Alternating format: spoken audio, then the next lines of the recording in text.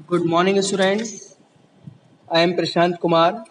Today, I will guide you the second part of your class 12 economics book, and the chapter name is Features, Problems, and Policies of Agriculture. इस chapter के first part में हमने देखा कि what are the importance of agriculture in Indian economy. हमारी Indian economy में agriculture का क्या इम्पोर्टेंस है, what are the features, क्या क्या features हैं, and what are the problems. Now in this part of video today I will help to explain you what are the different reforms taken by the government to improving the conditions of Indian farmers and what are the achievements.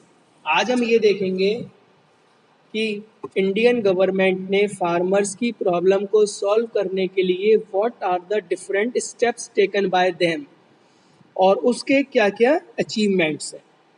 So students, starting agrarian reforms और reforms in Indian agriculture with a view to tackling the problem of Indian agriculture. The government has taken a series of reforms since independence. These reforms are known as agrarian reforms. जो government ने agriculture की problem को solve करने के लिए कुछ reforms independence से ही बनाए हैं. इसमें देखिए 3 टाइप्स के स्लाइड में आप देख रहे हैं. First technical reforms, second land reforms and another one general reforms.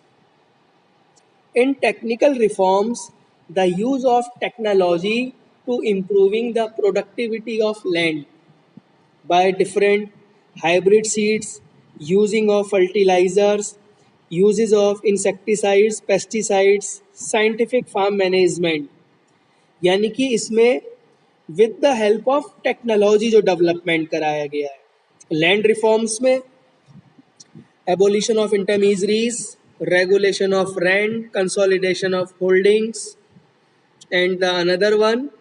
And in general reforms, expansion of irrigation facilities, provision of credit, regulated market.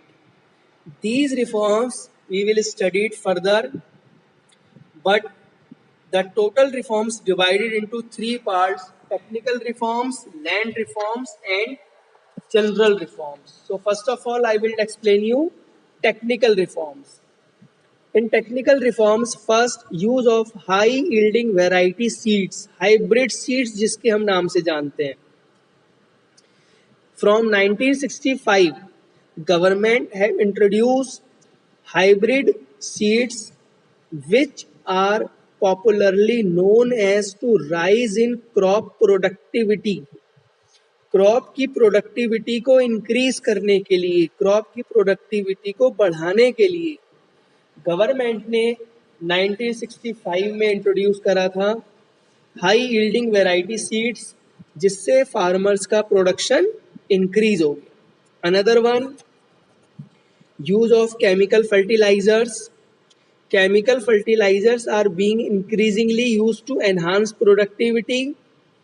Use of chemical fertilizers, the production increase in 2017-18 approximate 265.9 lakh ton of chemical fertilizers were used. Use of insecticides, जो farmers की crop damage हो जाती है, नुकसान हो जाता है, उसको रोकने के लिए गवर्नमेंट ने पेस्टिसाइड्स और insecticides. Several steps have been initiated by the government to protect crop against disease and insect by using insecticide and pesticides. Scientific farm management, selection of crops and their quality, preparation of soil, rotation of crops, selection of seed and use of fertilizers are another comes in the category of technical reforms. Mechanized means of cultivation, cultivation के different machines, for example tractor, harvesters, different techniques are followed by the government for harvesting the crops, for cultivation of crop, so that farmers get the cost of crop less. Another one, institutional reforms और land reforms. Land reforms जो कि independence से उसमें हमने देखा कि Indian farmers जो मेहनत करता है उसकी प्रोडक्टिविटी उसको नहीं मिलती, वो बहुत सारे इंटरमीजरीज हैं, बहुत सारे ज़मींदार्स वगैरह हैं जो उसका एक्सप्लॉइटेशन करते हैं। तो इंस्टीट्यूशन ऑफ रिफॉर्म्स में abolition of intermediaries, intermediaries means the person between the government and tiller of the soil, उनको ख़त्म कर दिया गया because they taken a major part of farmers crop as an tax. Regulation of rent, rent regulate कर दिया गया कि जो भी क्रॉप की वैल्यू है उसके 1/3 से ज़्यादा रेंट नहीं हो सकता। कंसोलिडेशन ऑफ होल्डिंग्स, जो होल्डिंग्स फ्रेगमेंटेड हैं, फार्मर्स की थोड़ी थोड़ी क्रॉप स्कैटर्ड हैं, उनको एक जगह कंसोलिडेट कर दिया, इकट्ठा कर दिया, जिससे उनका कॉस्ट ऑफ प्रोडक्शन डिक्रीज हो गया। Ceiling on land holdings, land ceiling लगा दी गवर्नमेंट ने। लैंड सीलिंग मीन्स गवर्नमेंट ने एक फिक्स कर दिया कि इससे ज़्यादा अगर किसी का एरिया होगा तो that will taken by the government. Cooperative farming, cooperative farming is encouraged due to enhance bargaining power of small holders, उनकी बार्गेनिंग पावर को बढ़ाने के लिए, जिससे वो अपनी क्रॉप के प्राइस को ज़्यादा प्राइस पे सोल्ड कर सकें। Another one, general reforms, expansion of irrigation facilities, irrigation की फैसिलिटी को बढ़ा दिया गया क्योंकि इंडिया में इंडियन फार्मर्स के लिए इरिगेशन की प्रॉपर फैसिलिटी नहीं है, they are depend on rainfall only. Provision of credit, different cooperative societies are created for providing free and concessional rate of loan to the farmers so that they can reduce their proper labor to the money lenders. Money lenders ज़्यादा price पे loan वगैरह देते हैं, farmers को India में problem आती है finance की, तो गवर्नमेंट क्रेडिट की उनको फैसिलिटी प्रोवाइड कराता है, जिस क्रेडिट की फैसिलिटी से farmers easily took loan. For this cooperative credit society have been set up to provide credit to farmers as low rate of interest. Rural development bank have been established to cater credit need of the farmers. Commercial bank have also been catering to credit need of the farmers. These banks nowadays provide 72% of total institutional credit. तो ये सब चीज़ें government ने general reforms में initiate करी हैं। Regulated market करी हैं, जहाँ पे फार्मर्स को एक ये है कि भाई आपको ये मार्केट है, यहाँ पे आप easily with the absence of middle man, with the absence of intermediaries, ये अपनी क्रॉप को ईजिली सोल्ड कर सकते हैं। कोऑपरेटिव मार्केटिंग सोसाइटी बनाई गई हैं जिससे फार्मर्स की बार्गेनिंग पावर को इंक्रीज करा जाए। ये सोसाइटीज़ फार्मर्स की प्रोड्यूस को ग्रेडिट करती हैं, ग्रेड के अकॉर्डिंग, और सोल्ड करती हैं जब उनको दे गॉट रीजनेबल प्राइस। इसी के साथ price support policy means minimum support price. Government farmers को एक एश्योर देती है, गारंटी देती है कि आपकी इस क्रॉप का एटलीस्ट इतना प्राइस आपको ज़रूर मिलेगा। इससे फार्मर्स को पहले ही पता लग जाएगा कि whatever they produce the crops, उसका उनको मिनिमम प्राइस जरूर मिलेगा। Under this policy government assure a minimum support price to the farmer for his produce so as to protect him against uncertainties of the market.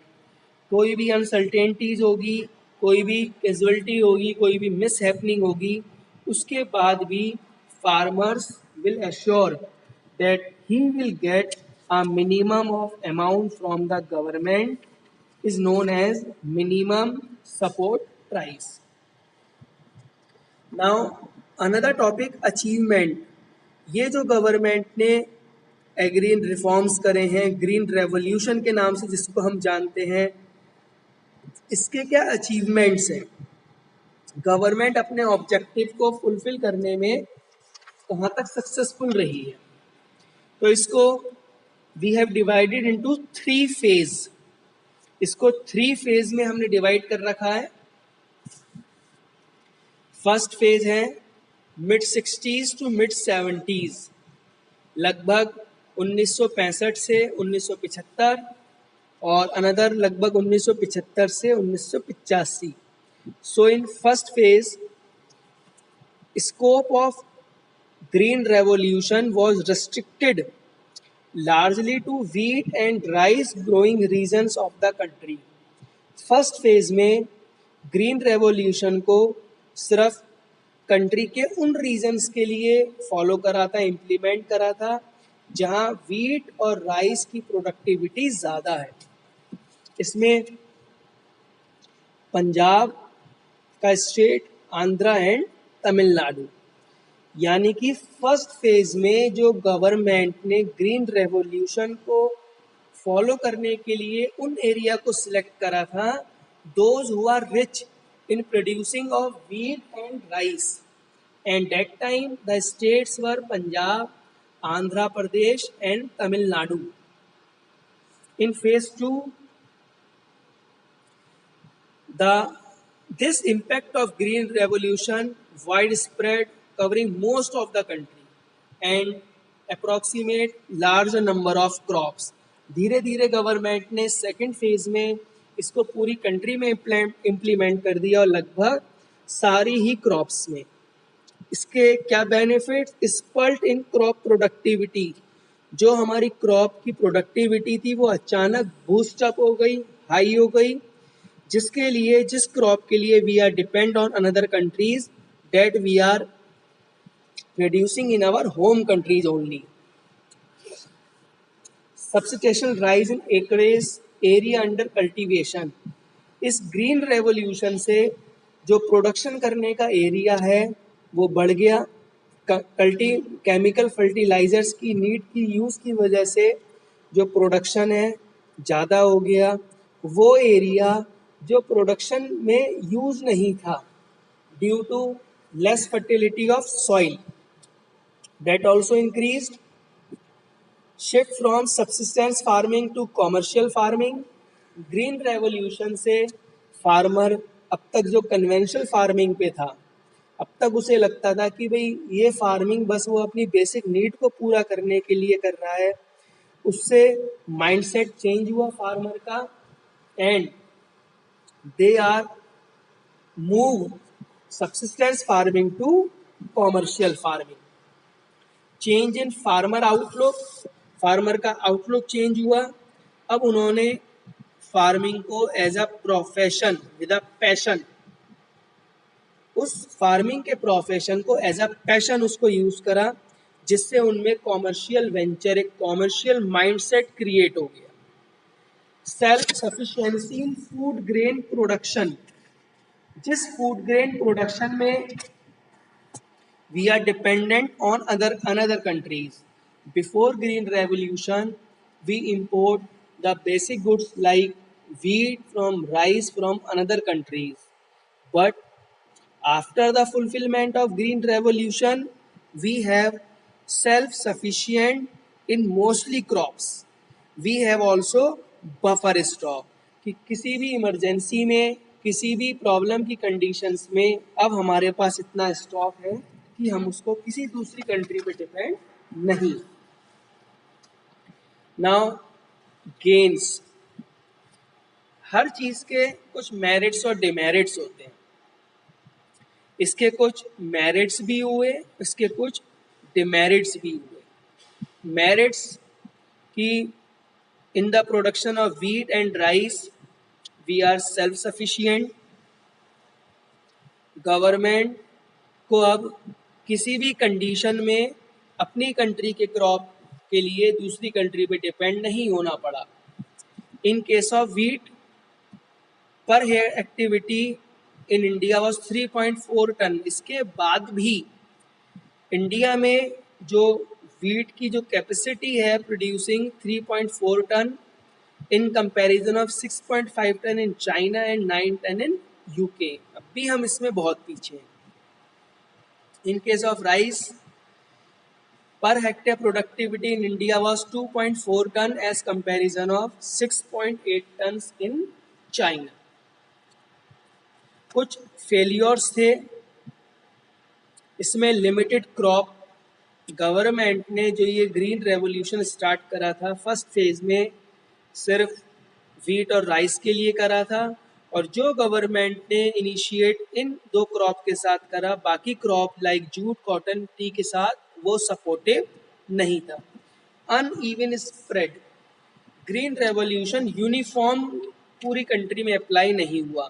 जो rich state थे पंजाब, हरियाणा, महाराष्ट्र, तमिलनाडु, वहाँ अच्छा इसका impact हुआ, but eastern UP, Bihar, Madhya Pradesh, इसका impact बहुत ज़्यादा remarkable नहीं था। Limited farming population, farming population में जो स्मॉल फार्मर्स हैं उनकी पोजीशन ज़्यादा है। ग्रीन रेवोल्यूशन का बेनिफिट रिच फार्मर्स को ज़्यादा मिला। Economic divide, the gulf between the rich and poor person, poor farmers, जो रिच और पुअर पर्सन के बीच का जो डिफरेंस था वो बढ़ता चला गया। जो रिच फार्मर है वो और रिच हो गया, और जो पुअर फार्मर है वो इनडेप्टनेस यानी कि ऐसे लोन के जाल में फंस गया कि वो उससे नहीं निकल पाया। अब क्या इंडिया को और एक ग्रीन रेवोल्यूशन की जरूरत है? यस। आफ्टर मिड 70s जो हमारा फर्स्ट फेज ओवर हुआ एंड मिड 80s जो हमारा सेकंड फेज ओवर हुआ, उसके बाद भी अभी हमें ग्रीन रेवोल्यूशन की ही ज़रूरत है, because our productivity standard are extremely low. आज भी हमारी कंट्री के जो प्रोडक्टिविटी है और कंट्री के कंपैरिजन में कम है। फूड ग्रेन का स्टॉक अनसर्टेन है, कभी प्रोडक्शन बहुत ज़्यादा हो जाती है। फार्मर्स डिपेंड करता है रेनफॉल पे, वेदर पे। If good weather conditions the crop will be good, and the farmers continued unprofitable subsistence farming. आज भी फार्मर अंडर प्रेशर है, और last, loan waivers are becoming a recurring feature. जो farmers, Indian small farmers आज farming करने के लिए depend है क्रेडिट फैसिलिटी पे, वो क्रेडिट फैसिलिटी उसकी इम्प्रूव हो। So no doubt green revolution ने बहुत अच्छा इम्पैक्ट हमारी इंडियन एग्रीकल्चर पे, फार्मर्स के लिए डाला, लेकिन अभी इसमें और एक बूस्ट अप करने की नीड है। So thanks for this video.